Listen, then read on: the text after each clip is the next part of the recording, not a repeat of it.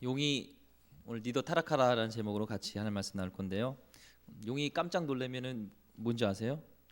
용이 깜짝 놀라면 띠용이라고 합니다. 우리 옆분하고 인사했으면 좋겠습니다. 띠용 놀랍습니다. 예, 반갑습니다. 사랑합니다. 청년들도 많이 오네요. 우리 축복해. 우리 축복해. 하나 귀한 일꾼 되기를. 우리 승리도 제이도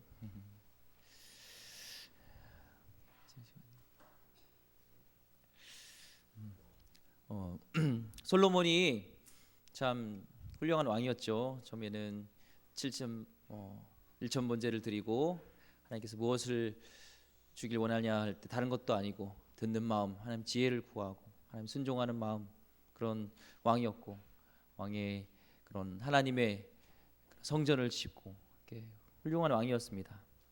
근데 말년에는 그렇지가 않았어요. 그래서 우리가 참 말년이 중요하다라는 생각을 합니다. 끝까지 잘을 해야 되는데라는 생각해요. 은과 금을 많이 모았어요, 솔로몬이. 그런데 그것을 쌓아두고 약한 사람을 돕고 베풀고 그런 것이 아니라 혼자 다 가지게 되었고, 또 애굽으로부터 많은 군마를 이렇게 가지고 옵니다. 애굽식 문화도 이렇게 흡수하고, 또 무리한 공사를 해서 노예와 일꾼들을 혹사시키고, 또 과중한 백성들의 세금을 걷는 정책을 피고요, 백성들의 어깨를 굉장히 무겁게 해줬습니다. 급기야는 이제 하나님의 그런 계명을 어기는 타락의 길을 가게 되는 것을 보게 됩니다. 오늘 니더 타락하다라는 제목으로 타산지석을 삼고 우리가 다시 한번 우리 신앙을 점검해 봤으면 좋겠습니다. 솔로몬이 타락의 길로 가게 된 원인이 크게 두 가지가 있어요. 첫 번째는요, 아내를 따라 우상을 섬긴 거예요. 아내를 따라 우상을 섬긴 겁니다.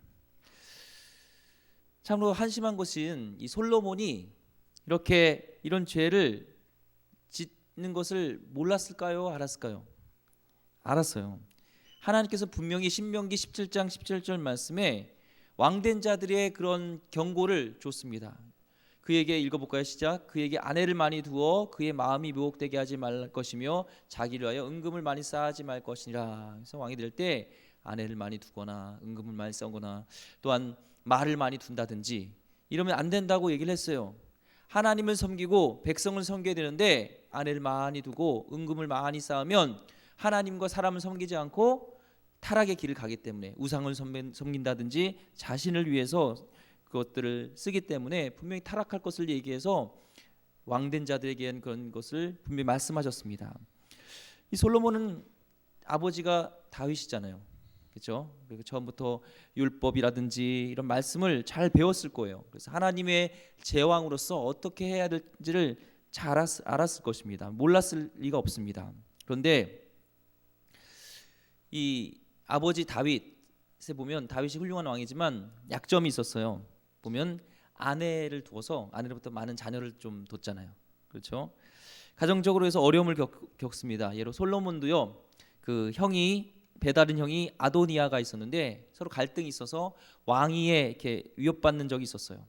그래서 이 솔로몬이 분명히 일부 다처제가 이 말씀을 보지 않아도 분명히 부작용이 있다는 것은 누구보다도 잘 알았습니다. 솔로몬이. 그러나 아버지보다 더 심한 그 수순을 밟게 되고 있습니다. 대개 부모의 그런 잘못된 그런 상처가 있죠. 부모의 잘못된 것으로 아이들이 상처를 받습니다. 그럼 막 비난해요. 그리고 적개심을 갖습니다. 난 죽어도 우리 아버지처럼 되지 않을 거야. 난 죽어도 엄마처럼 되지 않을 거야 하는데, 그 적개심을 품으면 품을수록 이상하게 자신도 그것을 똑같이 변해가고 있다는 것입니다. 나는 절대로 안 그럴 것이다 라는 것이 오히려 더 조심해야 돼요. 내가 아주 강렬한 적개 감정을 가지고 있는 것들을 조심해야 됩니다. 무의식적으로 나도 그렇게 변해버리기 때문에 그렇습니다. 지금 솔로몬이 아버지의 그런 잘못된 것을 알면서도 더 나쁘게 변화되는 것을 보게 돼요. 솔로몬이 거느린 왕후가요, 오늘 첩이랑 왕이랑 합치니까 몇 명이에요? 1000명이요. 왕비가 7000명, 첩이 300명. 와, 교회를 세워도요, 대형 교회를 세웁니다. 식사를 해도 식사비 어마어마하게 나올 거예요. 금기거리 한 개씩만 줘도 1000개를 줘야 됩니다. 와, 그 많은 여자를 올 2절 말씀에 보니까 사랑했다, 사랑하였더라 나옵니다. 마지막 그들을 사랑하였더라 얘기 나오고 있어요. 여기서 사랑하였더라 히브리어는 다바크라는 단어를 씁니다. 이 다바크라는 단어가요, 달라붙다, 집착하다, 애착을 가지다라는 뜻이에요. 그러니까 한마디로 이 솔로몬은요, 이 여인들에게 애착을 가졌어요. 원래 이 솔로몬은 처음에 신앙이 좋았어요. 하나님에 대한 그런 애착이 강했습니다. 하나님을 사랑했고 하나님의 애착이 강했는데, 이제는 하나님에 대한 사랑과 헌신을 버리고 여인들에게 그 사랑이 갔어요. 거기에 애착이 갔다는 거예요. 우리가 하나님보다 더 사랑하면 안 돼요. 부지불식간에 우리가 하나님을 사랑하게 되는 경우 많습니다. 특히 목회자도 그래요. 조심해야 하는 것들이 많아요. 목회자가 뭐 술 담배를 하지 않고 안 합니다. 그리고 이렇게 뭐 도박을 한다든지 막 이런 것들 안 해요. 그러니까 취미 생활을 해요. 그러다 보니까 취미 생활을 하는데 하면은 열정적이에요. 왜냐면 술도 안 하죠, 담배도 안 하죠. 그러다 보니까 뭐 볼링을 쳐도 프로 수준으로 잘하는 분도 있고, 당구를 쳐도 엄청 잘하고, 뭐 사진을 찍어도 잘 찍고, 뭔가 이렇게 하면 탁구를 쳐도 굉장히 잘해요. 탁구 대회 가면은 잘합니다. 보면은 축구를 해도 목숨 걸어요. 거기에 막 그 에너지와 모든 것들을 막 이렇게 쏟는데, 보통 이 취미 생활을 목회에 지장이 있을 정도로 하면 안 돼요. 어떤 분은 이 목회에 지장이 갈 정도로 취미를 더 목회보다 더 사랑해서 1박 2일로 출소한다고 그러나요? 사진 찍으러 어느 산에 가고 2박 3일로 다녀오고, 이렇게 나오면은 목회에 또 하나님을 섬기는데 또 지장이 되죠. 그러니까 우리도 취미 생활도 오히려 거기에 너무 애착이 가면 안 돼요. 우리가 너무 애착을 가면은 하나님보다 우상을 숭배하게 된다는 겁니다. 지금은 이제 고인이 되셨죠. 우리 교단에 그 유명한 목사님이 계세요. 그런데 그분이 당구를 잘 치셨어요. 당구가 한 500은 된 것 같아요.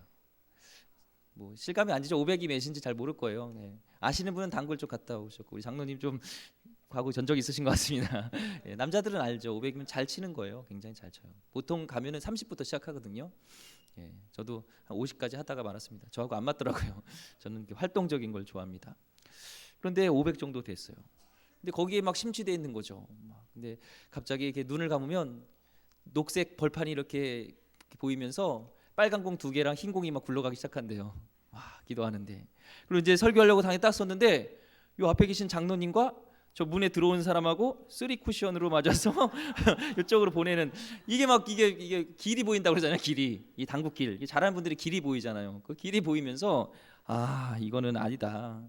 너무나 하나님보다 다른 거에 심취하는 것도 이게 좋지 않구나. 하나님보다 다른 걸 섬긴 것이 우상 숭배가 될 수 있구나라는 얘기를 하는 것을 들었습니다. 마찬가지예요. 오늘 이 솔로몬은요, 사랑하였다는 거예요. 하나님을 사랑했던 사람이 이제 여인들을 사랑하고 거기에 사랑했다는 것은 애착을 가졌다는 거예요.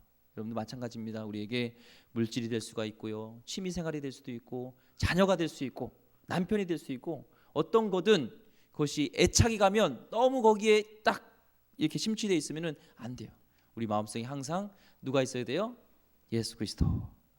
내 마음을 딱 열면은 슈퍼맨 S가 딱 있는 것이 아니라 딱 C가 있어야 돼. C, 크라이스트. 아니면 J, 지저스 크라이스트. 아니면 G, 크게 God, 하나님, 이렇게 있어야 됩니다. 여러분 한번 확인해 보세요. 내 마음속에는 누가 있는지 확인해 보시기 바랍니다.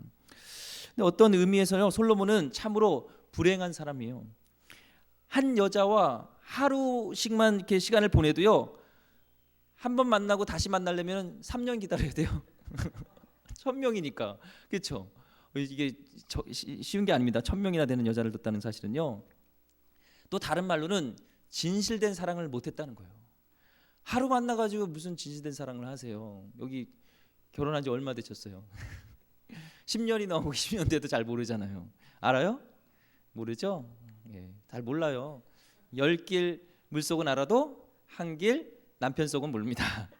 한편 아내 속은 몰라요. 근데 지금 이 1000명이나 되는 여자를 이렇게 거느리고 있다고 생각해 보세요.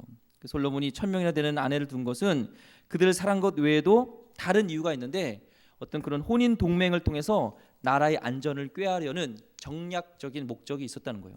원래 당대는 당대 강력했던 이스라엘 지금 솔로몬 시대, 다윗 때부터 해서 이 솔로몬 시대 강력한 나라이기 때문에 수많은 나라들이 같이 화친을 맺고 싶은 거예요. 동맹을 맺고 싶어서. 그러기 위해서는 어떻게 돼요?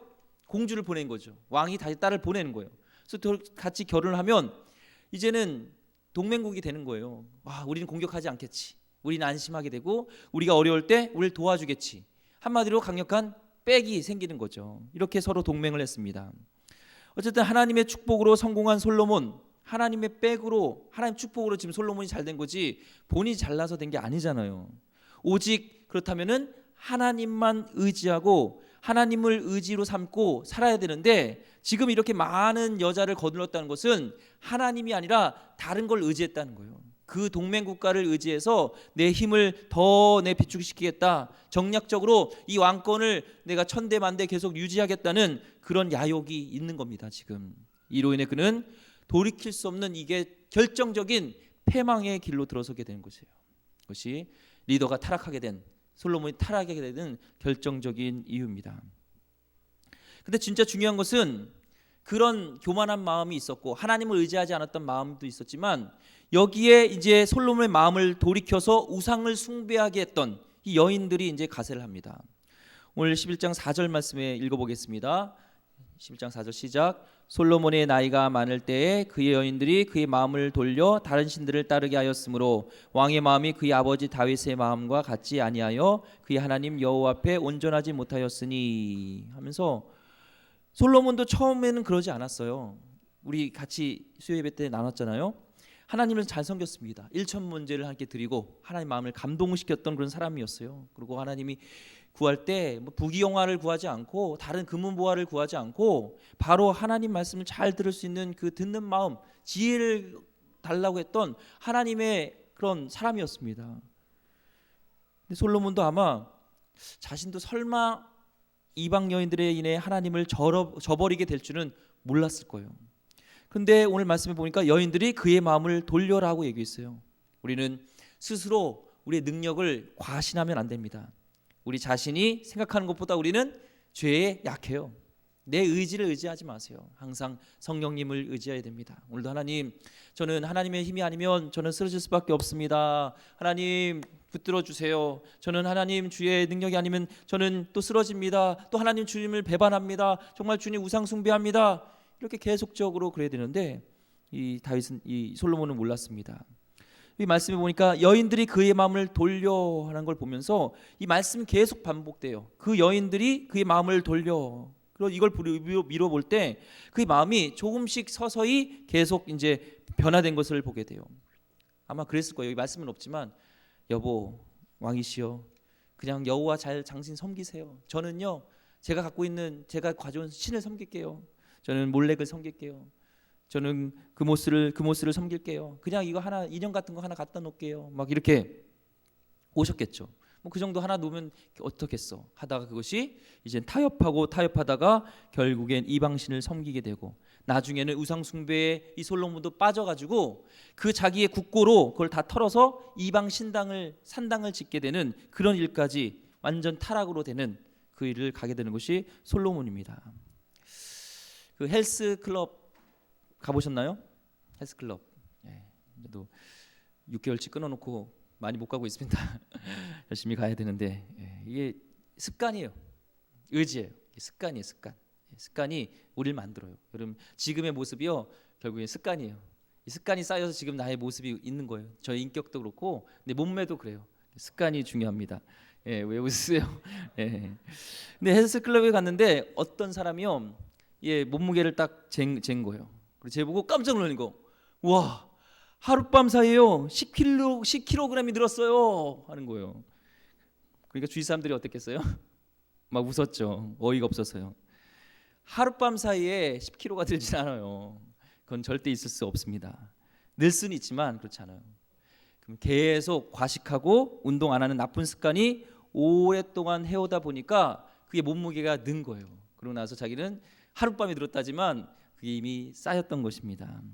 죄도 마찬가지예요. 죄도 가볍게 보고 장난치듯 서서히 빠져들어가다 보면 거기에 익숙해지고 타협하기 시작하면 어느 순간 그것이 죄가 쌓여서 결국에는 걷잡을 수 없게 되는 것이지, 어저께는 제가 안 그랬는데 오늘 딱 보니까 제가 이렇게 죄를 졌어요. 아니, 습관, 언어의 습관.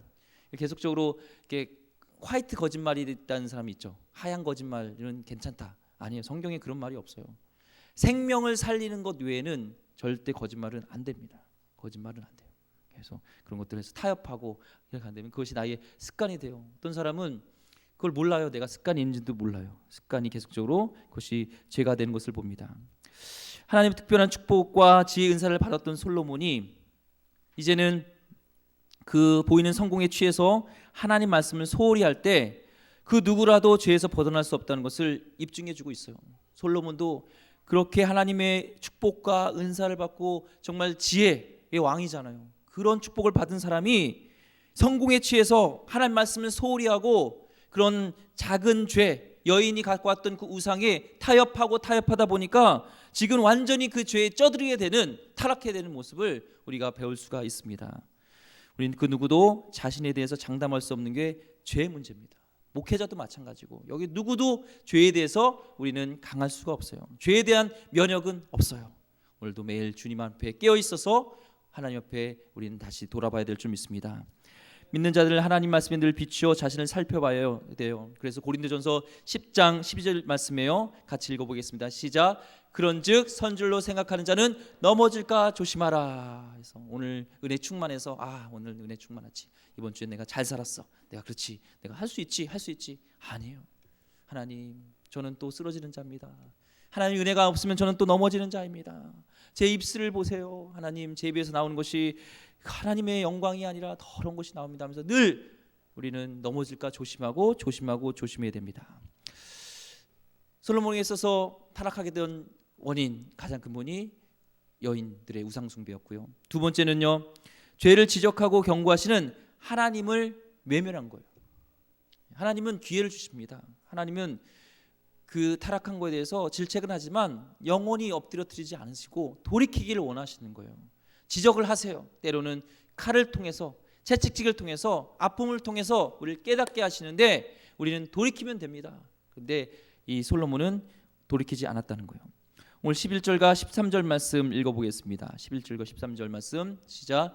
여호와께서 솔로몬에게 말씀하시되 내게 이러한 일이 있었고 또 내가 내 언약과 내가 내게 명령한 법도를 지키지 아니하였으니 내가 반드시 이 나라를 내게서 빼앗아 내 신하에게 주리라. 12절 말씀.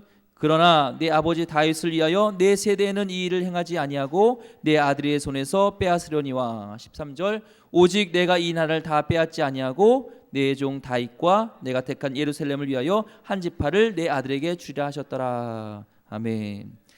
이렇게 지도자의 불순종이요 얼마나 무서운지 알 수가 있어요. 그 심판이 무서워요. 지도자가 잘못됨으로 인해서 지금 나라가 지금 이렇게 풍지박살나게 된 상황이 지금 전개되고 있습니다.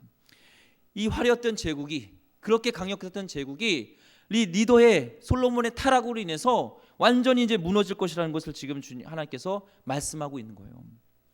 올라가긴 어려도 내려오기는 쉽습니다. 일순간인 것을 보게 돼요. 그래서 이 땅에 우리 성공에 너무 이렇게 목숨 걸지 마세요. 하나님의 그런 무서운 경고에도 불구하고요 회개하지 않은 솔로몬. 하지만 아버지 다윗은 달랐습니다.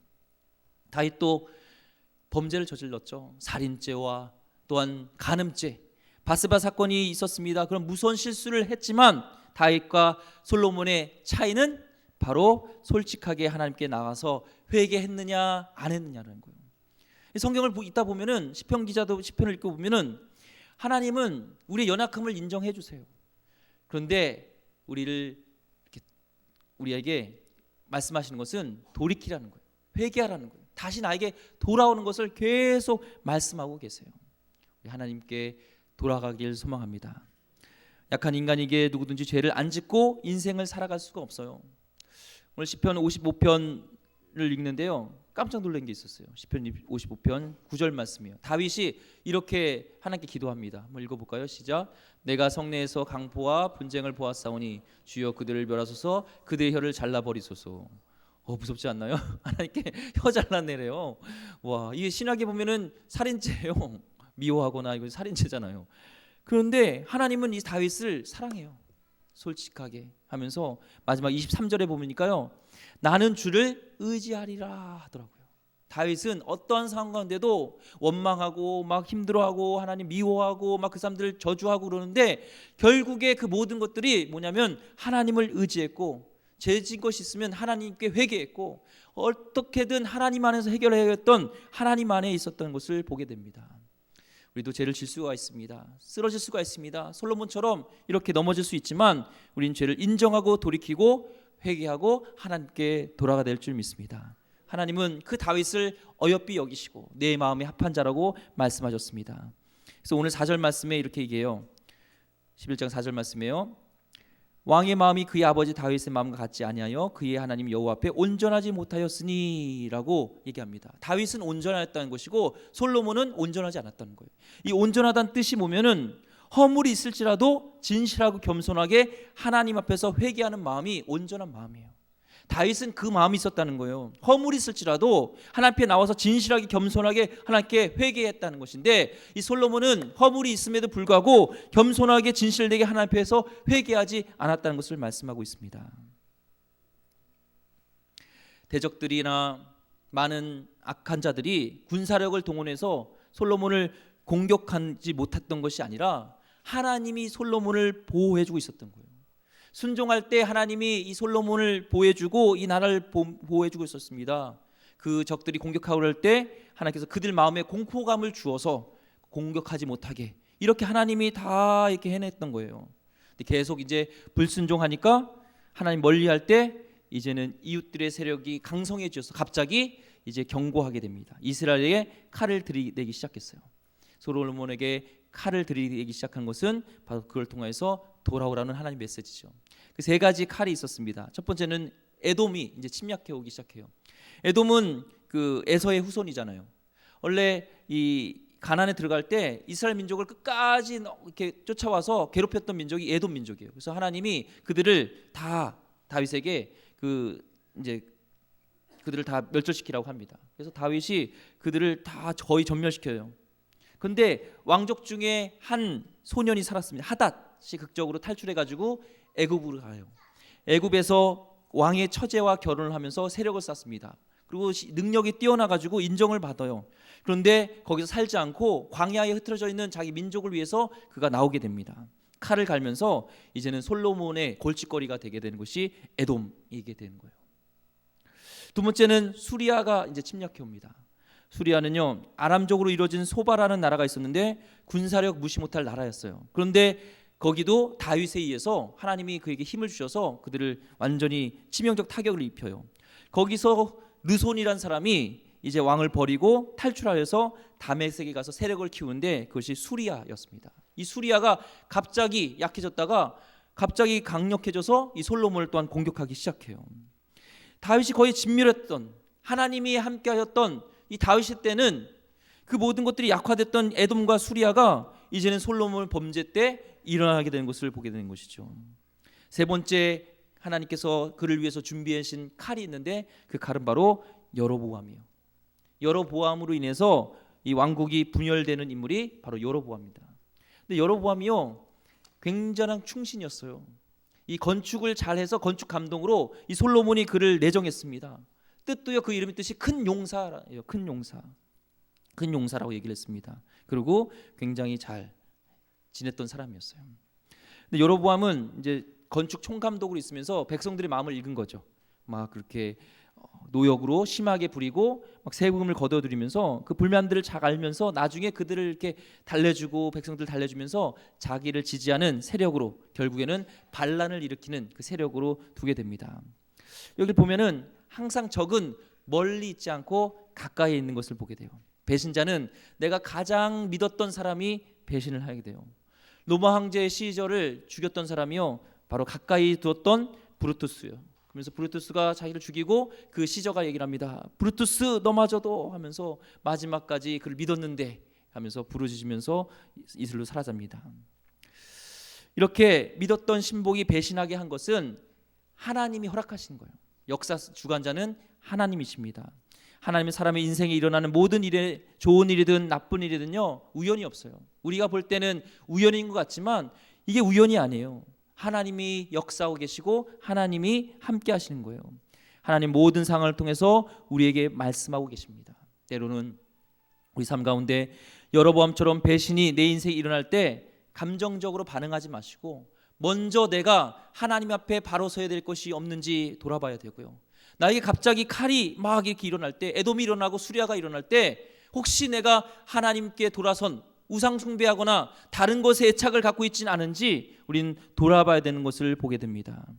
거기에 하나님의 숨겨진 메시지가 있다는 거예요. 우리가 말씀을 읽으면서도 여로보암 나쁜 왕이다 이렇게 생각하지 마시고 왜 여로보암이 일어났는가라는 것들을 생각하면서 나의 말씀으로 받아들일 줄 믿습니다. 그런데요, 이미 영적인 눈이 어두워진 솔로몬은요, 돌이키라고 이렇게 하나님이 칼을 보내는데, 채찍을 보내는데 그러질 못합니다. 그의 징계는 돌이키라는 하나님의 사랑의 메시지였어요. 오늘 말씀을 다 읽지 않았지만 33절과 36절에 보면은 이제 이 말을 여로보암에게도 줘요. 한마디로 요약하면요, 너도 알아서 잘하라요. 잘 안 하면 너도 끝나버린다는 거예요. 잘하라는 거예요. 경고예요. 이 말씀은 우리에게도 주시는 말씀입니다. 한마디로 너도 알아서 잘하라는 거예요. 우리도 이 말씀을 읽으면서 솔로몬의 삶을 보면서 나도 잘해야 되겠지라는 생각을 해야 된다는 겁니다. 39절의 말씀 보니까 다윗의 자손을 괴롭게 할 터이나 영원히 하지는 아니하리라 라고 말씀하세요. 하나님이 그렇게 칼을 드는 것은 미워서 완전히 다 죽여버리려는 것이 아니라 불순종한 그 사람들을, 자녀들을 정신 차리게 하는 하나님의 도구였던 것을 보게 됩니다. 잠시 환난과 고통을 허락하시는 이유는 회개하고 돌아오라는 거예요. 즉시 그 환난에서 회개하면 또 하나님은 구해 주시는 것이 우리 아버지의 모습인 것을 보게 됩니다. 여러분, 삶 가운데 혹시 적이 없습니까? 솔로몬이 태평성대를 누렸던 것은 하나님의 은혜였던 거예요. 하나님이 보호하고 있었다는 거예요. 우리 가운데도 우리가 처세술을 잘해서 우리가 탁월해서 우리가 적이 없는 것이 아닙니다. 아무리 우리가 인격이 훌륭하고 처세술이 좋아도 적은 항상 우리에게 있을 수 있어요. 적은 안 만들려고 모든 사람의 비위를 맞추려고 하면 아무것도 못합니다. 중요한 것은 늘 하나님의 중심으로 사는 것이 중요한 거예요. 저도 보니까 담임 목사 청빙 과정 가운데 그런 뒷조사를 다 했다고 하더라고요. 여러 가지를 보면서 여러 가지 중에 저를 좋게 봤던 이유 중에 하나가 적이 없었다고 얘기를 하더라고요. 적이 없었다. 근데 보면요, 제가 탁월한 게 아니에요. 제가 인격이 좋아서가 아니에요. 제가 봐도 그렇지 않아요. 그런데 하나님 중심으로 살려고 한다면 하나님이 보호해 주시고 하나님이 함께 하셨을 때 적이 치려고 할 때, 적이 들려고 할 때 그것을 하나님께서 다 마음도 이렇게 노근노근하게 해주고 적이 없게 해주시고 화해시켜 주시고, 이 마음을 누가 주시는 거예요? 하나님이 주시는 것입니다. 솔로몬은 이스라엘 번영과 패망의 원인을 한꺼번에 제공한 리더였어요. 41절에 마지막으로 이렇게 얘기합니다.